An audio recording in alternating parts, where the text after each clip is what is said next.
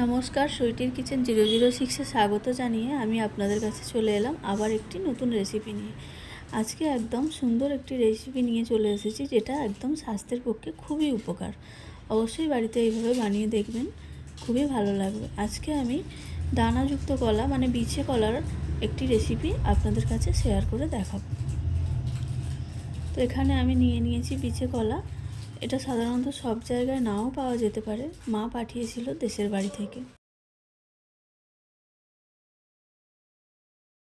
কলাগুলো এইভাবে কেটে নিয়েছি, পরিষ্কার করে ধুয়েও রেখেছি। এরপর আমি কড়াইতে কিছুটা পরিমাণ জল নিয়ে নিলাম। কলাটা সামান্য পরিমাণ একটু সেদ্ধ করে নিতে হবে, জাস্ট 2 থেকে 3 মিনিট। লবণ দিয়ে দিচ্ছি যাতে কলাটার মধ্যে সেদ্ধ অবস্থাতেই লবণটা ঠিকঠাক মতো হয়ে যায়।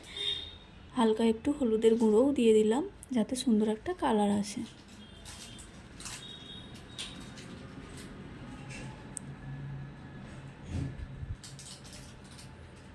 এবার কেটে রাখা কলাগুলো আমি ওই জলের মধ্যে দিয়ে দিচ্ছি।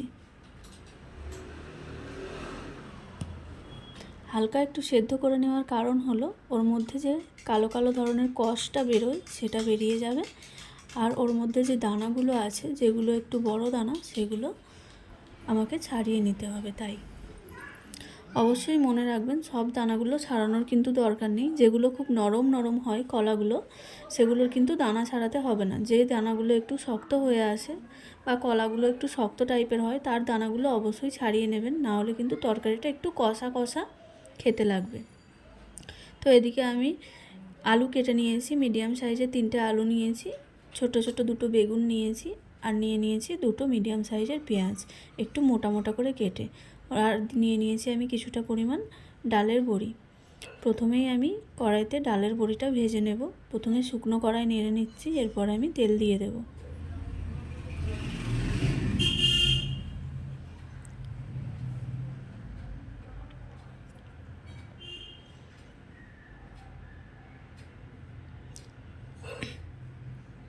তো যাই হোক, আমি নাড়াচাড়া করে এবার বড়িটা ভেজে নিচ্ছি। বড়িটার কালারটা অনেকটা অন্যরকম হয়ে এসেছে, গায়েও একটু লালচে লালচে ভাব হয়ে এসেছে। ভালো করে ভাজা হয়ে গেছে, তাই আমি একটা পাত্রে তুলে নিয়েছি ডালের বড়িগুলো, এবং ওই কড়াইতেই তেল দিয়ে দিয়েছি। ভালো করে গরম হয়ে গেলে তেলটা আলুগুলো দিয়ে দিলাম ভেজে নেওয়ার জন্য।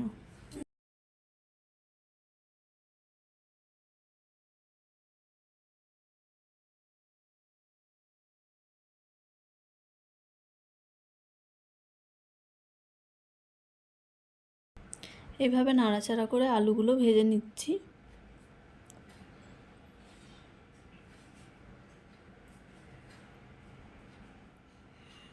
ওদিকে আলুটা ভাজা হচ্ছে, এদিকে আমি কলার দানাগুলো কিভাবে ছাড়িয়ে নিচ্ছি সেটা আপনাদেরকে দেখাচ্ছি। এইভাবে দানাগুলোকে ছাড়িয়ে নিতে হবে, এবং ওই দানাগুলো আমি ফেলে দেব। ওগুলো একটু বড় বড় দানা ছিল, যেগুলো কষা লাগবে তরকারিতে দিলে, তাই আমি ওই দানাগুলো ফেলে দেব। আর বাকি যে কলাগুলো নরম ছিল তার দানাগুলো কিন্তু আমি ছাড়াবো না। এইভাবে দেখে দেখে বড় বড় কলার যেগুলো দানা শক্ত শক্ত হয়ে এসেছে সেই দানাগুলো প্রত্যেকটা ছাড়িয়ে নিচ্ছি।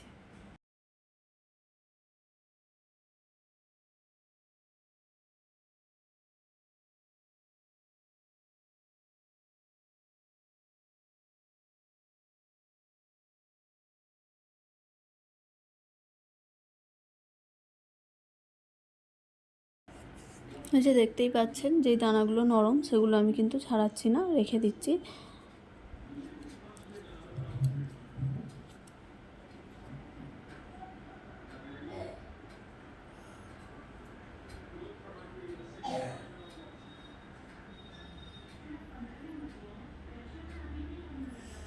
এইভাবে আমি দেখে যেগুলো নরম বা শক্ত সেই রকম করে ঠিকঠাক মতো দানাগুলো ছাড়িয়ে রেখেছি। আর এদিকে আলু ভাজা হচ্ছে। এইবার আলুর সাথে দিয়ে দেব বেগুনগুলো।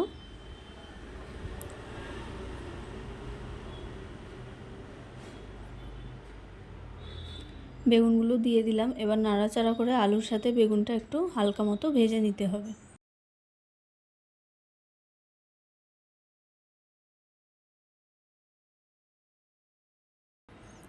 এদিকে আমি নিয়ে নিয়েছি 150 গ্রাম চিংড়ি মাছ। মাছটা ভালো করে বেছে রেখেছি এবং আলু আর বেগুনটা ভাজা হচ্ছে। এবার আমি দিয়ে দিলাম পরিমাণ মতো নুন, দিয়ে ভালো করে নাড়াচাড়া করে ভেজে নিচ্ছি।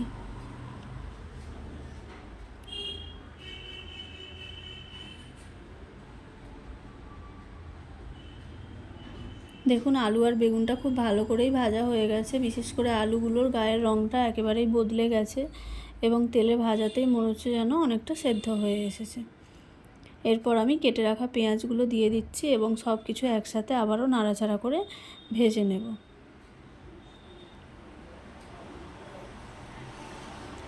কলাটা সেদ্ধ করার কারণে কড়ার মধ্যে কতটা কষ ধরেছে সেটা বোঝাই যাচ্ছে, তাই কলাটা সেদ্ধ করে নেবেন, না হলে কিন্তু কালচে কালচে কষ থেকে যায়।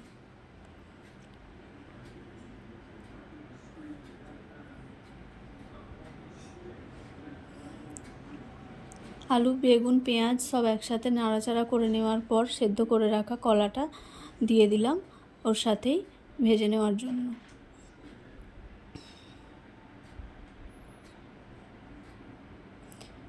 ভালো করে নাড়াচাড়া করে ভেজে নিতে হবে, কারণ আলু আর বেগুনটা তো আগে থেকেই একটু ভাজা হয়ে গেছে। কলাটা দিলাম শেষের দিকে, কারণ সেদ্ধ করা রয়েছে, আরও যদি আগের থেকে ভাজি তাহলে ঘেঁটে যেতে পারে, তাই একটু শেষের দিকেই কলাটা দিলাম।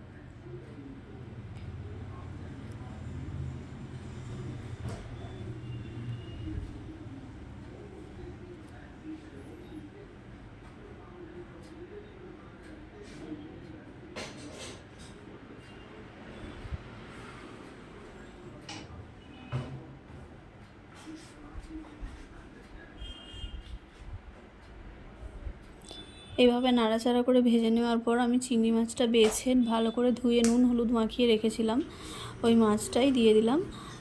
ভাজতে ভাজতে এর সাথে একেবারে চিংড়ি মাছটাও ভাজা হয়ে যাবে। আমার মনে হয় যে কোনো রান্নায় চিংড়ি মাছটা ভেজে দেওয়ার থেকে চিংড়ি মাছটা এইভাবে কাঁচাই ব্যবহার করলে সেই রান্নাটার টেস্ট আরও কিন্তু দ্বিগুণ হয়ে যায়। তাই আমি যে কোনো রান্নায় চিংড়ি মাছটা ভেজে নিই না, এইভাবে কাঁচাই ব্যবহার করি।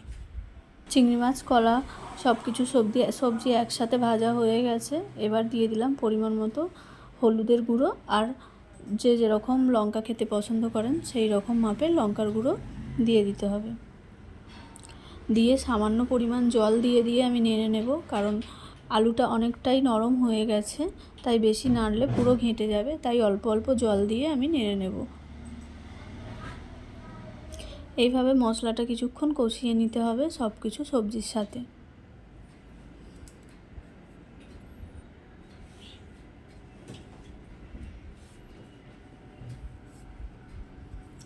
দেখুন জল দিয়ে নাড়তে নাড়তে এখনই যেন মাখা মাখা হয়ে এসেছে, এইভাবে কষাতে হবে। এরপরে এইরকম মাখা মাখা অবস্থায় দিয়ে দিতে হবে ভেজে রাখা ডালের বড়িগুলো। আমি ভেজে রাখা ডালের বড়িগুলো দিয়ে দিলাম এবং ভালো করে সব কিছু একসাথে নাড়াচাড়া করে কষিয়ে নিচ্ছি। দেখুন এখানে কষানো হয়ে গেছে। আমি পরিমাণ মতো জল দিয়ে দিলাম, তবে খুব কমই জল দিয়েছিলাম, কারণ আলু আর সবজিগুলো সমস্তটাই সেদ্ধ হয়ে গেছিলো, তাই আমি খুব কমই জল দিয়েছিলাম, যাতে কোনো রকমে একটু ফুটে গেলে চিংড়ি মাছের স্বাদটা তরকারির মধ্যে বেরিয়ে এলেই আমি তরকারিটা নামিয়ে নেব। এইভাবে গ্যাসের ফ্লেমটা জোরে করে ফুটিয়ে নিলাম। দেখুন জলটা একটু মরেই গেছে এবং ভালো করে ঘাঁটা ঘাঁটা হয়ে গেছে, কিন্তু সব কিছু যে একেবারেই ভেঙে গেছে তা না। এই রকম অবস্থায় আসা মানেই জানবেন পুরো রেডি হয়ে গেছে। এইবারে শুধু নামিয়ে ফেলার পালা। তো আমি একটা পাত্রে নামিয়ে নিয়েছি। দেখুন পুরোপুরি রেসিপিটা রেডি হয়ে গেছে। অবশ্যই বাড়িতে বানিয়ে দেখবেন, খেতে কিন্তু দারুণ হয় আর স্বাস্থ্যের পক্ষে খুবই উপকার। দেখুন ঠিকঠাক এরকম ছিল। দেখা হচ্ছে নেক্সট ভিডিওতে। Tata, by.